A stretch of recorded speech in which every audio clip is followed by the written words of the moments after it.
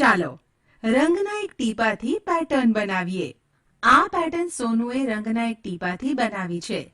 સુંદર છે ને? આ પેટર્ન કેવી રીતે બનાવી તે જોઈએ. આવી રીતની પેટર્ન બનાવવા માટે સોનુએ એક કાગળ લીધો. કાગળને આ રીતે અડધો થાય તેમ ગળી વાળ્યો. ગળી વાળેલો ભાગ ખોલી નાખ્યો. ગળી વાળવાથી જે રેખા બને છે ત્યાં આગળ રંગનું એક ટીપું આ રીતે મૂક્યું અને કાગળની ગળી વાળી અને તે કાગળને આ રીતે દબાવ્યો જેથી રંગ ફેલાઈ ગયો. હવે સોનુએ આ કાગળ આ રીતે ખોલ્યો જેથી કાગળ પર આ રીતની એક સુંદર પેટર્ન ભાત તૈયાર થઈ. અહીં આવી કેટલીક પેટર્ન આપેલી છે તે જુઓ. તમે દર્પણ તો જોયું જ છે ને? દર્પણમાં તમને તમારો ચહેરો કે બીજાનો ચહેરો તમે જોતા હોય તેવો જ આબેહૂબ દેખાય છે, બરાબર ને? તો ચાલો આપણે આ દર્પણના ઉપયોગથી પેટર્નને જોઈશું. પણ કેવી રીતે હું તમને સમજાવું. સૌપ્રથમ આપણે જોઈતી કોઈ એક પેટર્ન લઈશું. તેને આ રીતે અડધી કાપીશું. હવે તેને અરીસામાં આ રીતે જોઈશું. શું દેખાય છે તમને? તેનો આખો ભાગ. સરસ. આ રીતે પેટર્નને બે સરખા ભાગમાં કાપીએ તો આખો ભાગ એટલે કે પૂરું ચિત્ર દેખાશે. ચાલો આવી જ કેટલીક પેટર્ન લઈને અરીસામાં જોવાનો પ્રયત્ન કરીએ. આ પેટર્ન જુઓ. તૂટક રેખા આ આકારને બે અડધા ભાગમાં વહેંચે છે. પરંતુ તમે તેને તૂટક રેખાથી વાળો તો ડાબી બાજુનો અડધો ભાગ જમણી બાજુના અડધા ભાગને પૂરેપૂરો નહીં ઢાંકે. આથી આ બે અડધા ભાગ એવા નથી કે દર્પણ સામે રાખવાથી પૂરું ચિત્ર બને. અહીં દર્શાવેલ બીજી પેટર્ન જુઓ. જો તમે તેને તૂટક રેખાઓથી વાળો તો જમણો અડધો ભાગ ડાબા અડધા ભાગને પૂરો ઢાંકશે.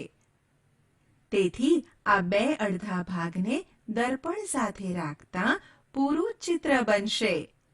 અહીં આવી જ બીજી બે પેટર્ન આપેલ છે.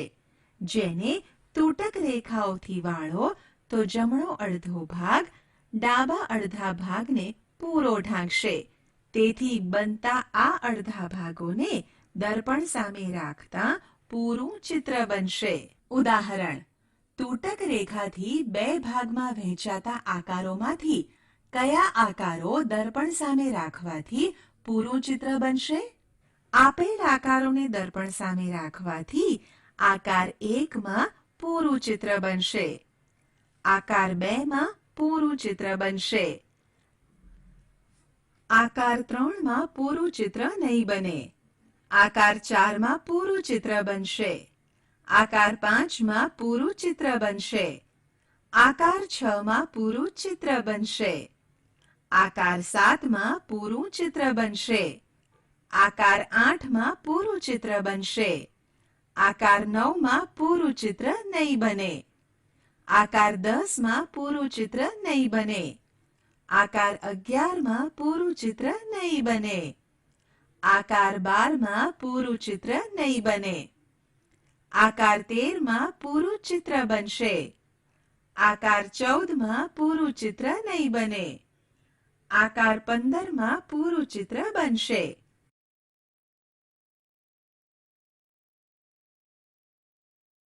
દર્પણની રમત. ચાલો આ સમજવા એક ઉદાહરણ લઈએ. અહીં કૂતરાનું એક ચિત્ર છે. આ ચિત્રમાં કૂતરાના આગળના ભાગ પર ત્રુટક રેખા દોરેલી છે. જો એક દર્પણને ત્રુટક રેખા પર મૂકીએ તો રેખાની જમણી તરફના કૂતરાનો ભાગ દર્પણ પાછળ ઢંકાઈ જશે અને બાકીનું ચિત્ર દર્પણમાં આ રીતનું દેખાશે. અહીં દર્શાવેલી કૂતરાની આકૃતિ જુઓ. તમે આ તૂટક રેખા પર દર્પણ રાખશો તો તમને આવો આકાર દેખાશે. આપેલ તૂટક રેખામાંથી આ જગ્યાએ દર્પણ રાખતા ચિત્રનો આ ભાગ દર્પણ નીચે ઢંકાય છે. આ જ રીતે આપેલ ચિત્રમાં જુદી જુદી જગ્યાએ આ રીતની તૂટક રેખાઓ દોરીશું અને જુદી જુદી જગ્યાએ તૂટક રેખા પર અરીસો મૂકતા જુદા જુદા આકારો મળશે જે અહીં દર્શાવેલ છે. તેને ધ્યાનથી જુઓ. અહીં બીજો આકાર આપેલ છે. આ જ રીતે આપણે આપેલ ચિત્રમાં પણ જુદી જુદી જગ્યાએ તૂટક રેખાઓ દોરી તેનાથી બનતા આકારો પણ જુદા જુદા મળશે. જે અહીં દર્શાવેલ છે તે ધ્યાનથી જુઓ. જોઈ દર્પણની રમત?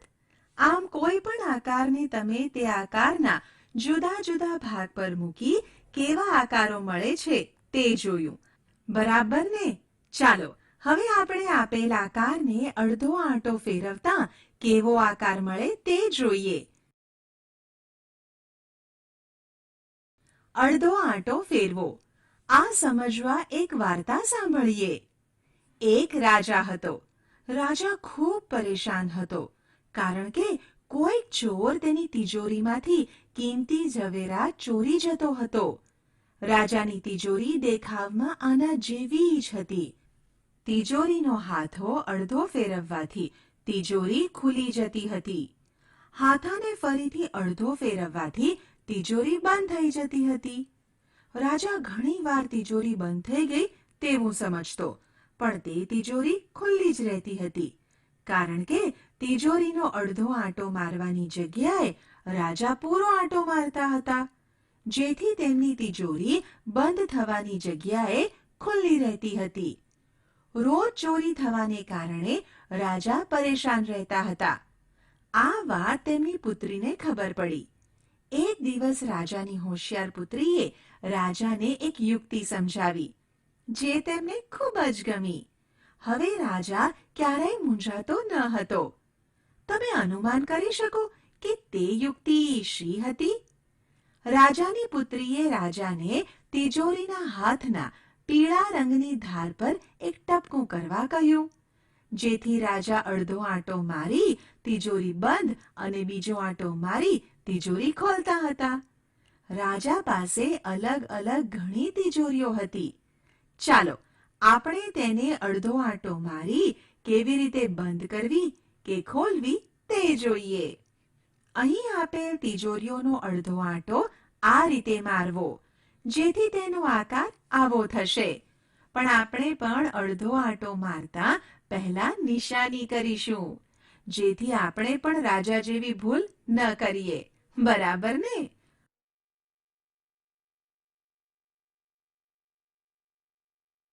અડધો આંટો ફેરવવાથી એમનું એમ.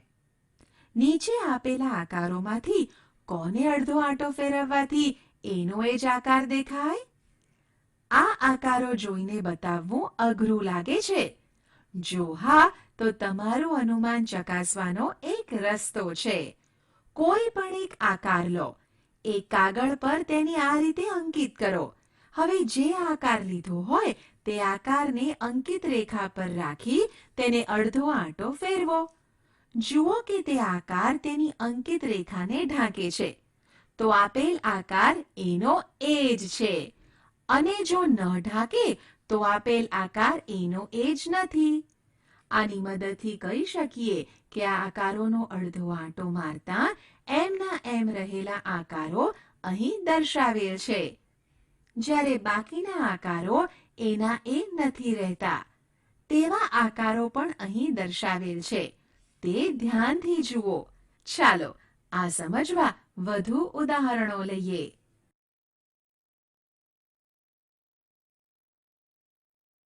ઉદાહરણ: તમે ABCD તો જાણો છો, તો ચાલો મને બતાવો કે કયા આકારો અડધો આંટો ફેરવવાથી એના એ જ રહે છે. ઉકેલ: અહીં દર્શાવેલ અક્ષરો H, I, N, O, S, X અને Z અડધો આંટો ફેરવવાથી એના એ જ રહે છે. ઉદાહરણ: નીચે દર્શાવેલ અંગ્રેજી શબ્દોને અડધો આંટો ફેરવતા એના એ જ શબ્દો વંચાય. ઝૂમ, મો, સ્વિમ્સ, સિસ, નૂન. ઉકેલ: મો, સ્વિમ્સ, સિસ, નૂન. આ શબ્દોને અડધો આંટો ફેરવતા એના એ જ શબ્દો વંચાય. ઉદાહરણ: 0 થી 9 સુધીના અંકોને અડધા આંટામાં ફેરવો. તેનાથી કયા અંકો મૂળ અંકો જેવા દેખાશે? ઉકેલ: 0, 1 અને 8 અંકોને અડધા ફેરવતા તે મૂળ અંક જેવા જ દેખાશે. ઉદાહરણ 2, 3 અને 4 અંકોવાળી સંખ્યાઓ વિશે વિચારો જેને અડધી ફેરવતા એની એ જ સંખ્યા લાગે. ઉકેલ: 2 અંકોવાળી સંખ્યાઓ 11, 88. 3 અંકોવાળી સંખ્યાઓ 101, 111, 181, 808, 818. 4 અંકોવાળી સંખ્યાઓ 1001, 1111, 1881, 8008, 8118, 8888. ઉદાહરણ: નીચે આપેલા ચિત્રો પૈકી કયા ચિત્રો એવા છે કે જેને અડધા આંટામાં ફેરવતા એના એ જ ચિત્રો રહે? ઉકેલ: અહીં બતાવેલ ચિત્રો અડધા આંટામાં ફેરવતા એના એ જ રહે છે, જ્યારે બાકી રહેલા ચિત્રો એના એ નથી રહેતા. તમે બધાએ પવનચક્કી તો જોઈ છે ને? ચાલો પવનચક્કી જેવું રમકડું બનાવીએ.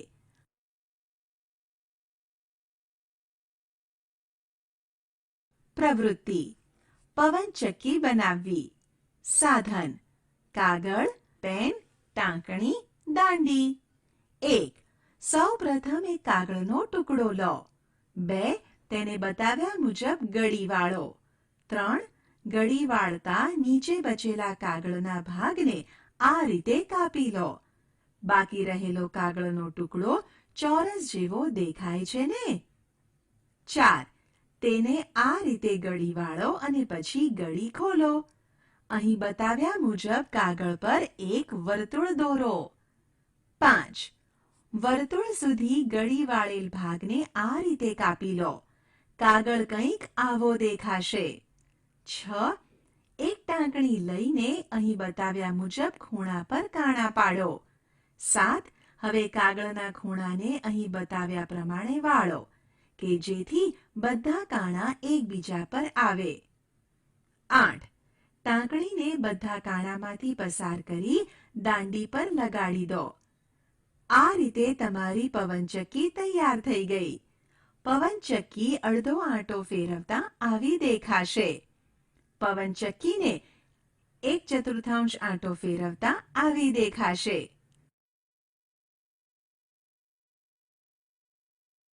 ઉદાહરણ: નીચે આપેલા આકારો પૈકી કયા આકારનો ચોથો ભાગ ફેરવવાથી તે પહેલા જેવો દેખાશે? તેના પર ખરાની નિશાની કરો. તેને અડધો આંટો ફેરવવાથી પહેલા જેવો આકાર ન દેખાય તો તેના પર ખોટાની નિશાની કરો. ઉકેલ: અહીં આપેલ આકૃતિ પર ખરાની ને ખોટાની નિશાની કરેલ છે તેને ધ્યાનથી જુઓ, જેથી તમને ખ્યાલ આવી જશે કે ચોથા ભાગમાં એવો દેખાય છે કે નહીં. તે જ રીતે આપેલ આકારો અડધો આંટો ફેરવવાથી એવા દેખાય છે કે નહીં. ઉદાહરણ: આપેલ આકારોને અડધા આંટામાં ફેરવવાથી નવો આકાર એવો જ મળે તે રીતે બદલો. ઉકેલ: આપેલ આકારોને આ રીતે બદલતા અડધા આંટામાં ફેરવવાથી નવો આકાર એના જેવો જ જોવા મળે છે. ઉદાહરણ: નીચેના આકારોનો ચોથો ભાગ ફેરવવાથી અને અડધા આંટામાં ફેરવવાથી કેવા દેખાશે તે દોરો. ઉકેલ: આકાર એનો ચોથો ભાગ ફેરવવાથી આવો દેખાશે, જ્યારે અડધો ફેરવ્યા પછી આવો દેખાશે. આકાર બીનો ચોથો ભાગ ફેરવવાથી આવો દેખાશે, જ્યારે અડધો ફેરવ્યા પછી આવો દેખાશે.